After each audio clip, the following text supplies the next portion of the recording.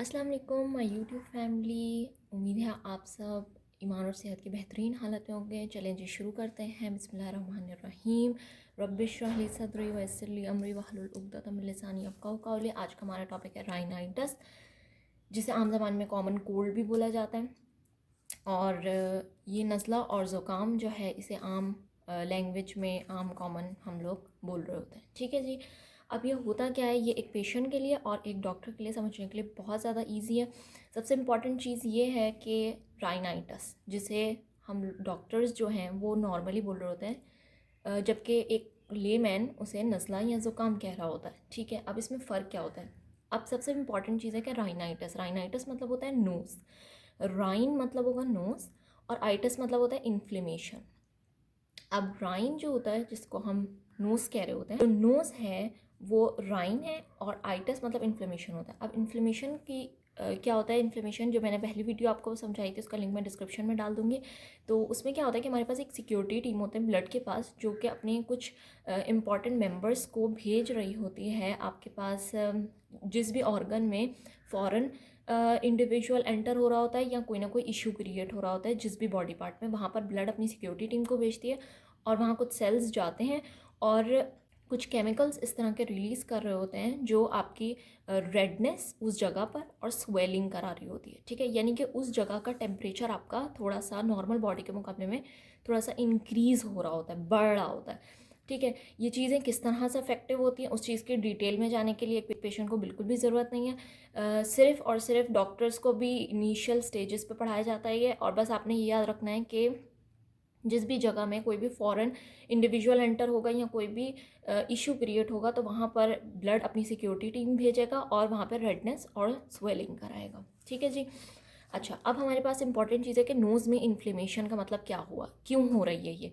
ठीक है, अब नोज़ में कोई भी फॉरेन बॉडी एंटर हो जाए या नोज़ के अपने सेल्स इशू करने लगें, ठीक है, तो आपके पास क्या होगा कि नोज़ में अल्लाह ताला ने हमारे पास एक लाइनिंग दी हुई होती है, जो अगर थोड़ा सा भी डिस्टर्ब हो किसी भी वजह से, चाहे नोज़ के अपने सेल्स की वजह से या चाहे किसी भी फॉरेन बॉडी यानी कि वायरस या इन्फेक्शन की, कोई भी इन्फेक्शन हो, किसी भी तरह का वायरस हो, बैक्टीरियल कुछ भी हो, तो आपकी जो नेज़ल म्यूकोज़ा है, यानी कि जो आपकी वो लाइनिंग है, म्यूकोज़ा लाइनिंग को बोलते हैं मेडिकल में, तो वो जो लाइनिंग है वो डिस्टर्ब हो रही होती है।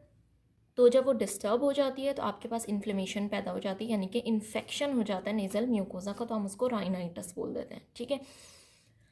अच्छा जनाब, इन्फेक्शन आपके पास मेनली जो नोज़ में हो रहे होते हैं वो दो ही तरह के हो रहे होते हैं, एक वायरस और एक बैक्टीरियल। ठीक है जी। इसमें भी मेनली अगर आप बात करें तो वायरल्स मेजॉरिटी तकरीबन 80 to 90% हो रहा होता है, जबकि बैक्टीरियल जो है वो आपके पास कितने परसेंट हो रहा होता है, 5 to 10%, बस दैट्स इनफ। ठीक है, इफ़ इन केस बैक्टीरियल होता है जो कि बहुत रेयर होता है, तो डॉक्टर आपको हमेशा एंटीबायोटिक रेफ़र करेगा। ठीक है, लेकिन इसके अलावा अगर सपोज़ करें पेशेंट को वायरल इन्फेक्शन है, ठीक है, और डॉक्टर को ऐसा लगता है कि बैक्टीरियल भी है साथ में और वायरल भी है, तो वो एंटीबायोटिक भी देगा आपको और वायरल की भी चीज़ें दे रहा होगा आपको सिम्टोमेटिक ट्रीटमेंट के लिए। ठीक है, उसको अभी हम डिटेल में नीचे डिस्कस करेंगे, उसके लिए परेशान होने की ज़रूरत नहीं है।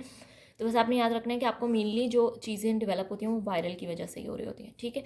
अच्छा जनाब, अब इम्पॉर्टेंट चीज़ आती है कि ये फैलता कैसे है, स्प्रेड कैसे होता है, कैसे हम खुद को रोक सकते हैं, कैसे एक पेशेंट खुद को रोक सकता है कि उसे नज़ला ज़ुकाम या राइनाइटिस डेवलप ना हो। ठीक है, ऐसे पेशेंट से कांटेक्ट करना जो कि जिसको नज़ला ज़ुकाम या राइनाइटिस या कॉमन कोल्ड के सिम्टम हो। ठीक है, अब सपोज करें आप किसी जगह पे गए हैं और वहाँ पे आप ऐसे बंदे को देखते हैं जो राइनाइटिस का पेशेंट है, तो आपने उससे कांटेक्ट नहीं करना। ठीक है, इसी तरह सपोज़ करें एक ऐसी जगह पे आप मौजूद हैं जहाँ पे काफ़ी सारे लोग हैं और वो सांस ले रहे हैं और उनको राइनाइटिस है या नज़ला ज़ुकाम है, तो उनके एयर ड्रॉपलेट्स में भी जो है वो क्या हो जाता है, ये वायरस फैल सकता है और उसकी वजह से जब आप उस एयर को एंटर करेंगे तो वो आपके अंदर भी प्रॉब्लम कर सकता है। तो आपने कोशिश करनी है ऐसे जगहों को अवॉइड करना है जहाँ पर राइनाइटिस या कॉमन कोल्ड के पेशेंट यानी कि नज़ला ज़ुकाम वाले पेशेंट हो। तो ठीक है। अच्छा, अब किन पेशेंट, बहुत सारे पेशेंट ऐसे होते हैं जो हम बैठ रहे होते हैं, उठ रहे होते हैं ऐसे पेशेंट के साथ जिनके साथ हमारा कॉन्टैक्ट हो रहा होता है, और वो उन्हें कॉमन कोल्ड भी होता है लेकिन उन पेशेंट को डेवलप नहीं हो रहा होता, सिम्टम डेवलप नहीं होते, यानी कि उन्हें नज़ला ज़ुकाम नहीं होता। तो इम्पॉर्टेंट चीज़ पेशेंट के हिसाब से भी इम्पॉर्टेंट होती है। ये तो हो गई ना कि सामने वाले बंदे को इशू है तो आपने एहतियात करनी है। ये प्रीडिस्पोज पेशेंट का मतलब होता है कि ऐसे पेशेंट जिनको ये डेवलप होता है उनमें इम्यूनिटी कम होती है, जिसकी वजह से फ़ॉरेन वायरस इन पर जल्दी अफेक्ट कर जाता है और इनको डिसीज़ कॉज कराता है, जबकि दूसरे लोगों में डिसीज़ कॉज नहीं कराता, इनकी इम्यूनिटी ज़्यादा होती है। या ऐसा हो सकता है कि लोकल नीज़ल कोई भी इशू हो, जैसे कि नोज़ में दाना हो, ठीक है, तो बहुत ज़्यादा चांसेस होते हैं कि उसको क्या हो जाएगा, वायरल इन्फेक्शन यानी कि साथ में नज़ला ज़ुकाम भी हो सकता है, ठीक है, या उसके नोज़ में कोई कैंसर डेवलप हुआ हुआ हो, ठीक है, तो उसको मोस्ट ऑफ द टाइम नज़ला ज़ुकाम के सिम्टम रहेंगे।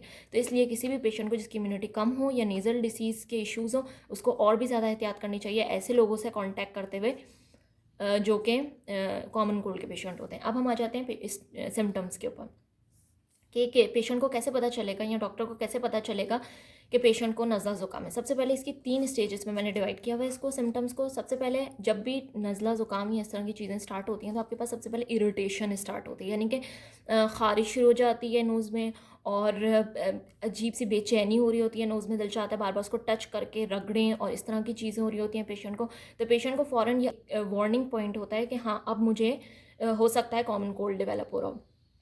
और कुछ लोगों में क्या होता है कि ऑब्स्ट्रक्शन आती है, यानी नाक बंद हो जाती है, एक नाक बंद हो गई, दोनों नाकें बंद हो गई, इस तरह के इश्यूज़ हो रहे होते हैं। तो ये चीज़ें होती हैं कि उन्हें फ़ौरन सिम्टम हो सकता है कि मुझे क्या डेवलप होने वाला है, नज़ला ज़ुकाम, ठीक है। अब सपोज़ करें कि इरिटेशन नेज़ल ऑब्स्ट्रक्शन पे उसने इतनी तवज्जो नहीं दी और उसे डेवलप हो गया, तो अब दूसरी स्टेज में उसको छींकें आना शुरू हो जाती हैं, स्नीजिंग शुरू हो जाती हैं। और कुछ लोगों को बहुत ज़्यादा सिवियर किस्म की स्नीजिंग हो रही होती है, मतलब दिन में हर टाइम ही हो रही होती है, कुछ लोगों को बहुत कम हो रही होती है, ये सारी चीज़ें हो रही होती हैं, ठीक है। तो ये डिपेंड करता है कि कितना सिवियर वायरल इन्फेक्शन हुआ है आपको, ठीक है जनाब। अब होता है एक चीज़ राइनोरिया। राइनोरिया मेडिकल टर्म है, जबकि पेशेंट के लिए इंपॉर्टेंट है ये समझना कि राइनोरिया मतलब क्या होता है। राइनोरिया मतलब होता है नज़ले का बहना, ठीक है।